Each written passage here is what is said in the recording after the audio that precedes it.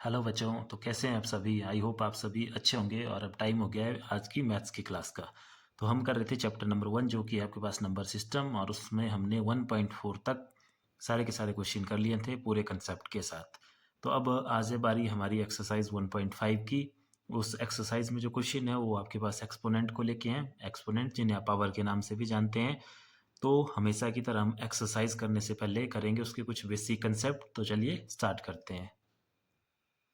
तो देखिए इस एक्सरसाइज में हमारे यूज़ होंगे लॉज ऑफ एक्सपोनेंट, जो आपने 8th क्लास में भी पढ़े हुए हैं। ठीक है, तो चलिए उनको देखते हैं। सबसे पहले तो देखो इसकी बिल्कुल बेसिक से स्टार्ट करेंगे हम हमेशा की तरह।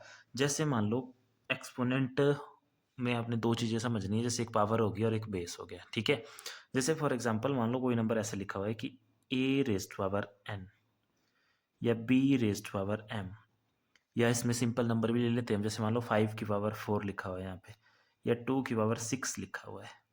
ठीक है, ये अलग अलग है सारे एग्जाम्पल। अब देखो इसमें ये जो नीचे वाला नंबर है, जैसे यहाँ पे ये है, यहाँ पे बी है, यहाँ पे 5 है और यहाँ पे 2 है, इसको बोला जाता है बेस। तो जैसे ए क्या हो गया यहाँ पे बेस, और यहाँ पे बेस हो गया बी, यहाँ पे बेस हो गया 5 और यहाँ पे बेस हो गया आपके पास 2। और ये जो ऊपर लिखा है इसको बोलेंगे हम पावर। ठीक है, जैसे यहाँ पे देखो n है पावर, और इसमें m है पावर, इसमें 4 है पावर, और इसमें पावर 6 है। एक्सपोनेंट भी इन्हीं को बोलते हैं हम। ठीक है, तो ये समझ आ गया। अब देखो नेक्स्ट चलते हैं आगे। नेक्स्ट है इसमें हमारे पास कुछ लॉज ऑफ एक्सपोनेंट, सेम वही लॉज हैं जो आपने 8th क्लास में पढ़े हैं। ठीक है, जैसे हम लिखेंगे देखो तो आपको याद आ जाएगा। तो जैसे सबसे फर्स्ट लॉ है इसमें हमारे पास कि मान लो अगर हमारे पास बेस सेम है, नंबर के बेस सेम है, बट उनकी पावर अलग अलग है और आपस में मल्टीप्लिकेशन हो रहा है। जैसे for example A raised power m multiply by be raised power n, या sorry A raised power m multiply by A raised power n, base same है दोनों। ठीक है, ए की पावर m इंटू ए की पावर n। तो उस टाइम जो इसका लॉज होता है वो होता है हमारे पास इसका रिजल्ट, बेस को एक बार लिखते हैं हम और पावर आपकी ऐड हो जाती है, ए की पावर m प्लस n। ठीक है, अब देखो एग्जाम्पल से समझते हैं, आपको ज़्यादा क्लियर होगी। जैसे फर्स्ट लॉ है, इसका एग्जाम्पल देखें हम। तो जैसे फॉर एग्जाम्पल मान लो बेस सेम लेना अब हमने। जैसे मान लो 3 की पावर 4 इंटू, नेक्स्ट नंबर भी 3 होगा क्योंकि बेस सेम होना। ठीक है, तो 3 की पावर 5 है, तो इसका जो आंसर आएगा वो बेस देखो एक बार लिखा जाएगा 3 और पावर ऐड हो जाएगी, तो पावर हो जाएगी 4 प्लस 5, तो आएगा 3 की पावर 9 हमारे पास। ठीक है, तो ये गया फर्स्ट लॉ। अब देखो सेकंड लॉ क्या है हमारे पास। सेकंड लॉ इनकी डिवीजन को लेके है कि मान लो बेस सेम है, अब पावर अलग अलग है और नंबर डिवाइड हो रहे हैं इस तरह से।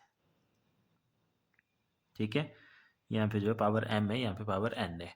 तो उस टाइम भी बेस एक बार लिखा जाएगा, लेकिन इस बार जो है पावर माइनस होगी, तो हो जाएगा m माइनस n। ठीक है, इसमें ऑर्डर का ध्यान रखना आप लोगों ने। m वो जो ऊपर वाली पावर होगी उसमें से नीचे वाली पावर माइनस करनी है। ठीक है, मतलब ऐसे होगा ना नंबर ए की पावर m अपॉन ए की पावर n, तो ये इसका आंसर आएगा ए की पावर m माइनस n। ठीक है, n माइनस m मत करना इसको। जैसे इसका एग्जाम्पल देखते हैं। जैसे मान लो 2 की पावर 7 डिवाइडेड बाई 2 की पावर 5 है, तो उसका आंसर क्या आ जाएगा, बेसिक वाला लिखा जाएगा, पावर को माइनस कर देंगे, तो ये आ गया हमारे पास 2 की पावर 2। ठीक है, अब देखते हैं थर्ड लॉ। तो थर्ड लॉ है हमारे पास कि अगर मान लो जैसे दो नंबर हैं इस तरह से ए बी, ठीक है, और उनकी पावर दी हुई है कुछ भी, जैसे n दी हुई है, तो उसको आप ऐसे अलग अलग भी लिख सकते हैं। देखो a की पावर n इंटू बी की पावर n, या मान लो ऐसे लॉज दूसरी तरफ से भी वैलिड होगा कि फॉर एग्जांपल एक नंबर की पावर n दी हुई है और दूसरे नंबर की पावर भी n दी हुई है। ठीक है, अब देखो बेस अलग अलग हैं, बेस अलग अलग हैं बट पावर सेम है, तो उस टाइम हम इनको करेंगे आपस में मल्टीप्लाई, जैसे ए बी और बाहर से पावर n आएगी। जैसे इसका एग्जांपल देखो, जैसे मान लो 2 की पावर 3 है और आगे मल्टीप्लाई बाई 5 की पावर 3 है। ठीक है, अब देखो पावर सेम है, बेस अलग अलग है, तो इसका आंसर आएगा हमारे पास 2 5 10। इनको करेंगे आपस में मल्टीप्लाई, जैसे 2 इंटू 5 और पावर एक बार लिखेंगे ऊपर, तो आएगा 10 की पावर 3। ठीक है, एक लॉ हो गया। उसी तरह से नेक्स्ट लॉज है हमारे पास कि अगर मान लो a की पावर n और बाहर से वापिस पावर है कोई और, जैसे अंदर भी हो सकता है, मतलब जैसे मर्जी, ये तो वेरिएबल है, तो उसके लिए क्या करना है, ये पावर आपस में मल्टीप्लाई हो जाएगी nm। ठीक है, जैसे देखो एग्जांपल से मान लो 2 की पावर 3 है और बाहर से पावर है वापस 4 है मान लो, तो इसका जो आंसर आएगा वो आएगा, ये पावर आपस में मल्टीप्लाई हो जाएगी, 3 4 जा 12 ऐसे रहेगी पावर ही। ठीक है। और नेक्स्ट लॉज एक और है हमारे पास, वो लॉ है हमारे पास कि मान लो ए की पावर -n है, -n, तो उसको हम लिखेंगे 1/a की पावर n, यानी कि नीचे जाके वो पावर पॉजिटिव हो जाएगी। इसका उल्टा भी होगा कि अगर मान लो ऐसे है 1/a की पावर -n है, नीचे पावर नीचे नेगेटिव है, तो वो ऊपर आके पॉजिटिव हो जाएगी। जैसे देखो एग्जांपल, मान लो a की पावर -2 है हमारे पास, ठीक है, या नंबर में ले लेते हैं सिंपल कि 3 की पावर -2 है, तो होगा 1/3 की पावर पॉजिटिव नीचे जाके, और अगर नीचे ऐसे -2 तो तब वो ऊपर आके पॉजिटिव हो जाएगी। ठीक है इतना। उसी तरह से जैसे हमने देखा यहाँ पे मल्टीप्लिकेशन के लिए था ना ये सेम पावर वाला, डिवीजन में भी ऐसे होगा। जैसे फॉर एग्जांपल मान लो a/b की पावर n है, तो उसका मतलब वो उन दोनों की पावर अलग अलग से भी होगी ऐसे। ठीक है, तो एक लॉज ये हो गया। और लास्ट आपने ये भी ध्यान रखना कि anything raised to power 0 is always 1। ठीक है, तो ये थे इसके लॉज। अब करते हैं हम इसके क्वेश्चन।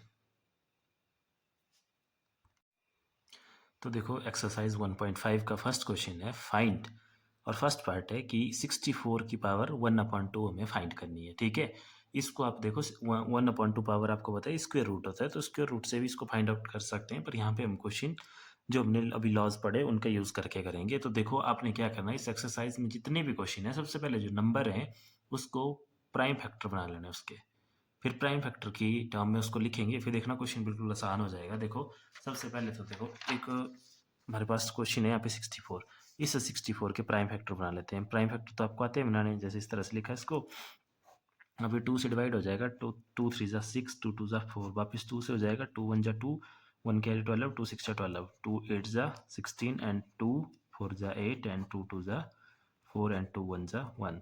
तो ये इसके प्राइम फैक्टर है हमारे पास 2 into 2 into 2 into 2 into 2 into 2।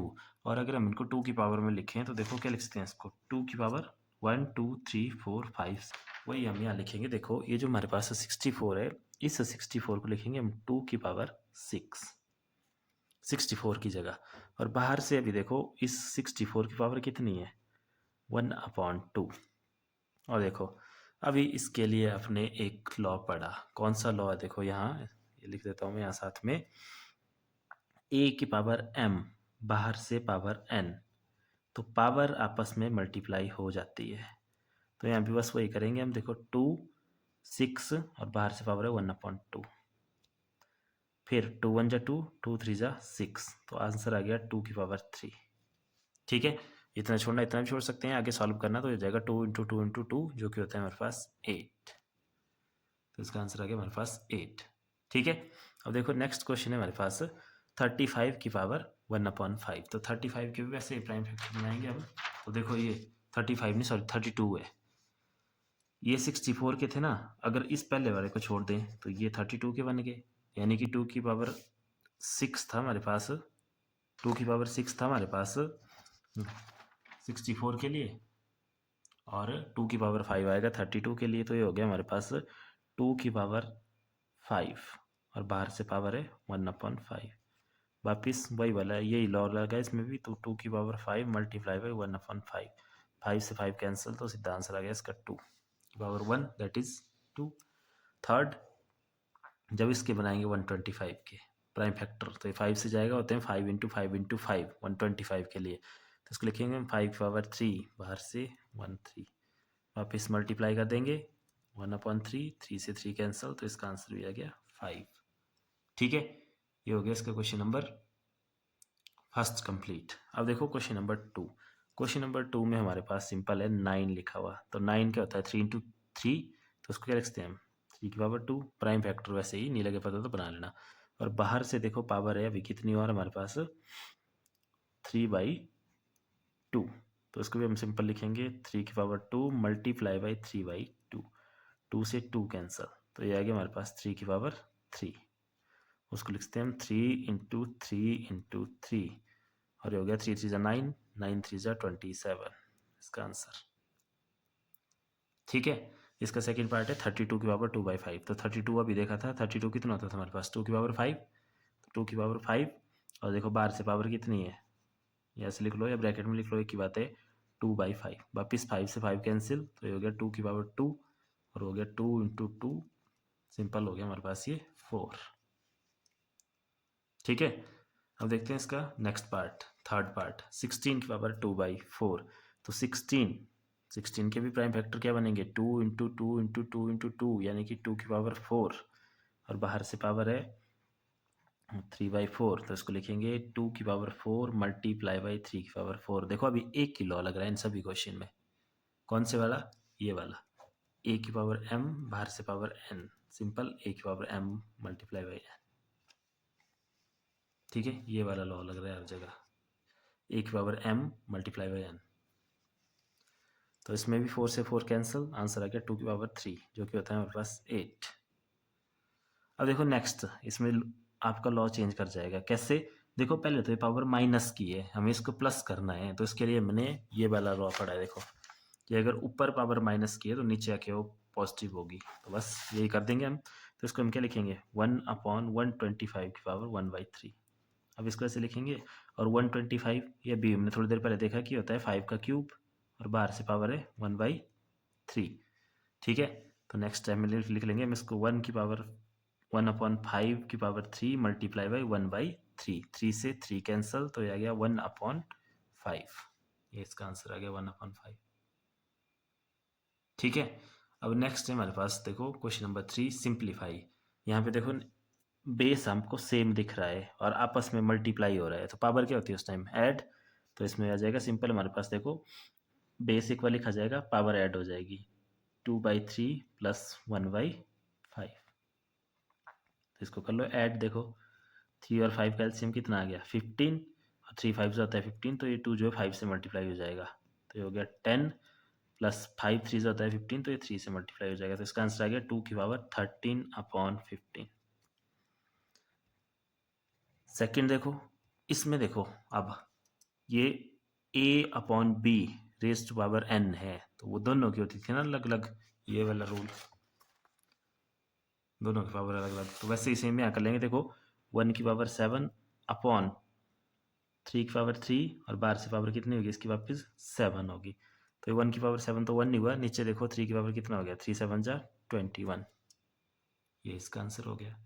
ठीक है, अब देखो लास्ट, इसका लास्ट में देखो ये वाली फॉर्म का है, ये a rest power n upon b rest power, या m लिख लो n, sorry a rest power m upon a rest power n। Base same है, पावर अलग लग गया और डिवाइड हो रहा है, तो उस टाइम बेस एक बार लिखा जाता है एंड पावर माइनस हो जाती है, तो 1/2 माइनस 1/4। ठीक है, तो कर दो माइनस 11, एलसीएम कितना आ गया यहाँ पे 4, और 2 2 से होता है 4, तो यहाँ आ गया 2, और 4 1 जा 4, तो ये 1, तो ये हो गया हमारे पास 11, और 2 माइनस 1 हो गया 1/4। तो ये इसका आंसर है। ठीक है, तो इसके साथ एक्सरसाइज 1.5 भी खत्म और ये चैप्टर भी खत्म। तो आज के लिए इतना ही, बाकी देखेंगे हम नेक्स्ट वीडियो में। Thank you.